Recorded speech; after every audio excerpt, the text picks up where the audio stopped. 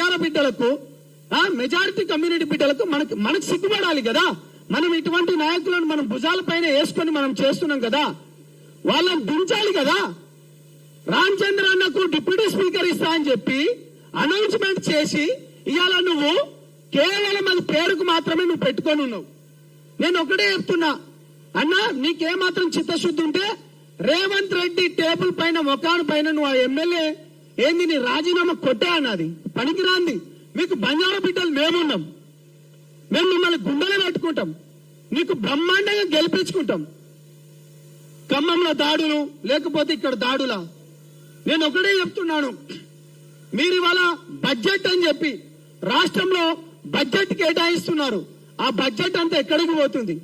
రేవంత్ రెడ్డి గారు మీరు కావాలని ఈ కాంగ్రెస్ ప్రభుత్వం బంజారా బిడ్డల పైన కుట్ర పన్నుతున్నది. వచ్చుడుతోనే ఒక మంత్రి పదవి లేదు, ఎమ్మెల్యేలు ఇచ్చిన దాంట్లో ఎమ్మెల్యేలు లేవు, దాని తర్వాత కార్పొరేషన్లు లేరు, దాని తర్వాత గిరిజన స్కూల్స్ గాని, గిరిజన హాస్టల్స్ గాని, లేకపోతే గిరిజన కాలేజీలు గాని అవన్నీ ఇవాళ పోతుంటే సరైన బాత్రూమ్లు కూడా లేవు, అక్కడ వాటర్ ఫెసిలిటీ కూడా చక్కగా లేదు. మేము జనసేన పార్టీ నుంచి అదేవిధంగా గిరిజన బిడ్డగా ఇవాళ ఇక్కడ పిలిచింది కాబట్టి నేను ఒకటే డిమాండ్ చేస్తున్నాను, తక్షణమే ఇప్పటికే 2.5 ఏళ్ళు అయింది, మీకు ఏమాత్రం చిత్తశుద్ధి ఉన్నా, మీకు ఏమాత్రం బంజారా బిడ్డలు అత్యధికంగా ఓటేసిన వాళ్ళు, నేను అదే విధంగా రేవంత్ రెడ్డి ప్రభుత్వానికే కాకుండా మంత్రులకు కూడా చెప్తున్నాము, మీరు ఏదేవైతే కోట్లు మీరు వచ్చిన తర్వాత మంత్రులు ఎక్కున్నారో మీరు కూడా ఇవాళ పొంగులేటి గారు గెలిచింది కూడా బంజారా బిడ్డల ఓట్లతోనే. ఇవాళ అదే విధంగా డిప్యూటీ సీఎం గా ఉన్న బట్టి విక్రమన్న మదిరాలో కూడా మేము ఎక్కడైతున్నాం బంజారా బిడ్డలే. ఇవాళ మంత్రులు మెజారిటీగా ఎవరెవరైతే ఉన్నారో వాళ్ళందరూ బంజారా బిడ్డలు ఓట్లేస్తే మీరు ఒకసారి తస్మత్ జాగ్రత్త గుర్తుపెట్టుకోండి. కేసీఆర్ గారు కూడా గతంలో అనేక సందర్భాల్లో చెప్పారు, చాలా రాజనీతిజ్ఞుడు విఘ్నుడు, బంజారా బిడ్డలు ఏకపక్షాన ఓటేస్తే మేము ఈ అధికారంలో వచ్చినాం అన్నారు. బాజాప్తా చెప్తున్నా, ఆ ప్రభుత్వం అప్పుడు విస్మరించింది కాబట్టి నేను ఫామ్ హౌస్ లో కూర్చోబెట్టినాం.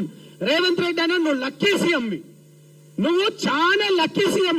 అట్టొచ్చి అక్కడ కర్ణాటకలో అక్కడ ఓడిపోడుతున్న బీజేపీ ఇక్కడ నుంచి వేరే వాళ్ళని మార్చుడుతోనే నీకు దారి తప్పి సీఎం అయినవు.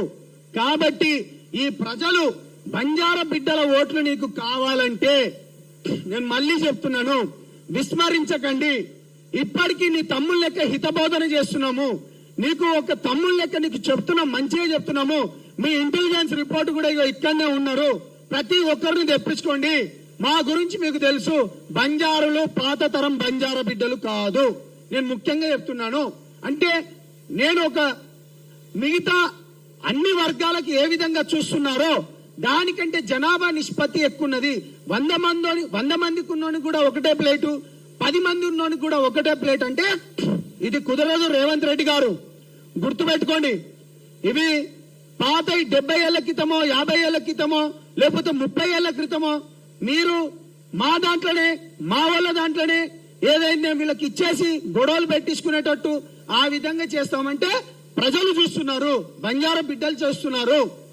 ముఖ్యంగా మిగతా వాళ్ళందరి తరపు నుంచి పోరాడతామని తెలియజేస్తూ, ముఖ్యంగా ఈ రోజు ఇక్కడికి బంజారా బిడ్డలకు జరుగుతున్న అన్యాయాలపైన ప్రెస్ కాన్ఫరెన్స్ పెట్టిన మిత్రులు తమ్ముడు అశోక్ గారికి, అదేవిధంగా ఇక్కడికి వచ్చిన వివిధ సంఘాల నాయకులకు పేరు పేరున ధన్యవాదాలు తెలియజేస్తూ, ఇప్పటికైనా గుర్తుపెట్టుకుని రేవంత్ రెడ్డి గారు, బంజారాలకు రావాల్సిన న్యాయమైన వాటాను, నీ వాటా ఎంత నువ్వు తెలుసుకో. నీ వాటా చాలా చిన్నది, మా వాటా పెద్దది. అయినా గాని మీ వాళ్ళు నీ చుట్టుపక్కల మొత్తం వాళ్ళకే. తస్మత్ జాగ్రత్త, ముందు తరాలను నువ్వు గుర్తుపెట్టుకొని మాట్లాడుకో. రాబోయే రోజుల్లో అధికారం కైవసం చేసుకునేది ఈ బిడ్డలే అని తెలియజేసుకుంటూ, అదేవిధంగా మీ అందరికీ నమస్కారాలు తెలియజేస్తున్నాను. థ్యాంక్ యూ మిత్రులారా.